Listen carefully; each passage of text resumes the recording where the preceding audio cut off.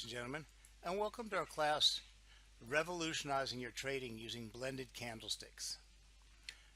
Now, understanding candlestick patterns goes far beyond just remembering and recognizing certain formations. Many books have been written about candlestick patterns, featuring hundreds of different formations. Well, if any of you have ever attended my class, the first thing I tell you is forget candlestick patterns. Reading a candlestick and understanding what it's trying to tell you in price action is more important than memorizing these patterns that people tell you, memorize this, and when that happens, do this. I'm a price action trader, and I believe that price on my charts is trying to tell me a story.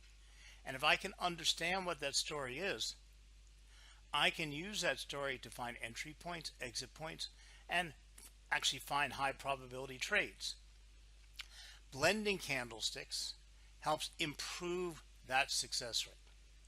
But in order to blend candlesticks, you do have to understand what the candlestick on your chart looks like and how to read it. Okay? Because truth be told, it will make no difference to your trading performance whether you know what the concealing baby shallow and the three black crows or unique three river bottoms are. What you need to understand is what the candlestick in front of you is trying to tell you about price, the trend strength, the buyer-seller dynamics, and the likely path in the future. Now, I'm going to start you in the beginning only because a lot of people have forgotten this. They don't look at their candles, they look for patterns. Okay? And if you learn to focus your eye better on what the candle is trying to tell you instead of what some pattern is trying to initiate and tell you to do, you'll find yourself more successful. So remember, there are 4 elements to each candlestick. That's it, 4 basic elements. And that's the open, the close, the high, and the low. So let's talk about these elements. First of all, there's always this war going on between the bulls and the bears. And understanding who is in charge, who's in control of the market at this point will help you understand what type of trade you might be looking for or disqualify other trades, because you're not going to make a short trade when the bulls are in control. So, and it's all about context. It's relationships to the previous candle, 2 candles before, 3 candles before, and the new candle developing, where it is in relationship to the trend. And it's all about understanding the context of that, of price, and what it's trying to tell you, not memorizing strict patterns. So the size or the body of the candle is kind of important. Okay? We don't need to define whether it's 2 millimeters, 4 millimeters, 100 points, 300 points. There are small candles and medium candles and extremely long candles. Now, we've seen these extremely long candles when something bizarre happens in the market and price falls really quickly. What we see a great deal of time are small body candles. Now, we all know small body candles show you indecision, because the bulls and the bears haven't been able to push one way or another. Medium body candles tell us that somebody is actually in control of the markets. But that's the body. The body, in fact, is the least important part. The most important part becomes the wicks or the shadows. Some people call them the tops and the tails. Others call them wicks or shadows. Doesn't matter what you call them. I call them wicks. Because the length of that wick tells you a lot and can define the upper price and the lower price. In other words, where you'd have to put your stop loss and where you would put your take profit. Okay. Larger wicks show that prices moved a lot during the duration of the candle, but it got rejected. When candle wicks become larger, it shows an increase in volatility. This often happens after long trending phases before a reversal happens, or at a major support or resistance level. So a shadow on the top of the candlestick represents the sellers in control of the market. A shadow on the bottom of the candlestick represents the buyers in control of the market. So now let's start putting it together. Do you see longer wicks or bodies? In a high momentum trend, you can often see long bodies with small wicks. Why? Well, when the market's being pushed up and buyers are in there, most likely it's going to close towards the highest point it got. Not at the highest point. The bulls were able to push it up a little higher, but not hold on to that firm momentum. Close your eyes and just imagine a tug of war. Yeah, the guys on one side of the river, the girls on the other side, pulling back and forth, back and forth, back and forth. Well, at exactly 1:15 when they yell lunchtime, well, that's the close of the candles, wherever it happened to be, or where they happen to be at the moment. It really doesn't tell you all that much. The open is where they started out the morning. Now, what does tell you something is maybe the guys were able to pull it way back in and got the first 5 girls wet in the river, but the girls were able to muster their energy and pull back a little bit, and 1 guy got pulled in, and then 3 more girls got pulled in, and the guys were able to pull back really far at some point, but they eased back up because they're all having fun and they're joshing.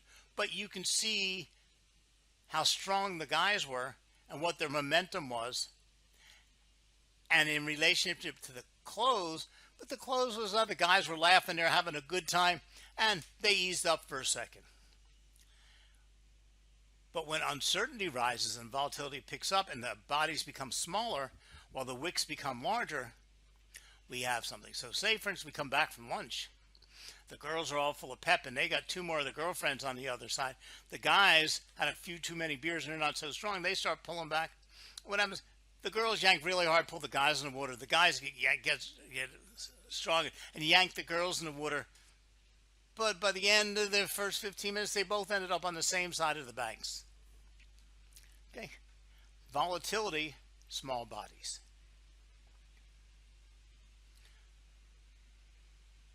So this is an extension of the previous point. Can you see a long wick with a body on the opposite side? This is often showing rejection. When you have a small body in the middle of a candle with long wicks, it means indecision. So if you just close your eyes and imagine this tug of war, you can understand what is happening and what price is trying to tell you in that single time frame. So now the question comes to, what's a blended candle? A blended candles must be candles running next to each other, but as many as you want. You always have to start out with some candle. Doesn't matter whether it's 10 candles ago, 14 candles. That candle is the first candle you're using to analyze the market. And you're going to use the open for that candle, whether it's 10 candles ago or 2 candles ago. The first candle in your grouping. Now, we don't want to go back 75 candles. Okay, we might, if we see a whole group of candles bunched together and want to interpret it, we might want to use 3 candles, 5. But going back to 15 candles on a half-hour chart means, you're going back a pretty far time. But you have to decide what you're trying to analyze. Now, you would begin by using the opening price of that first candle you used on the left-hand side. You would then use the close, whatever the close is, of the most recent candle on the right side. You would then mark the lowest point in which the candles had reached in that trading period, the lowest of the wicks, and you would also mark the highest of the wicks. So, low, high, open, close. Okay? You are not thinking. You're not making any evaluation. You are drawing lines. Period. End. Okay. There's no flexibility in this. You take the open of the first candlestick, the close of the last candlestick, the highest high of the overall grouping that you're looking at, and the lowest of that grouping you're looking at. And you end up with 4 lines on your little thing. And this is how you're drawing what I'm going to call the summarizing candle. Okay.